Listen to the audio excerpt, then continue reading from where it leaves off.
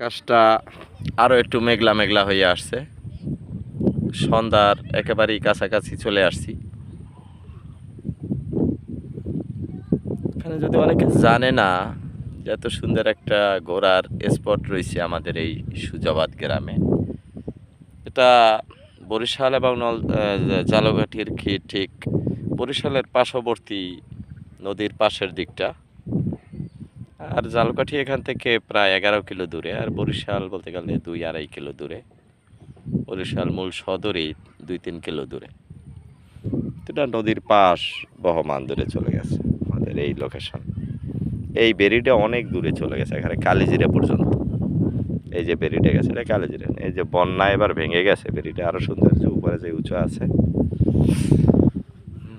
এবার তো বন্যা হয়েছে যে 100 বছরে এত পানি কেউ দেখে নাই, যে এত পানি উঠছে।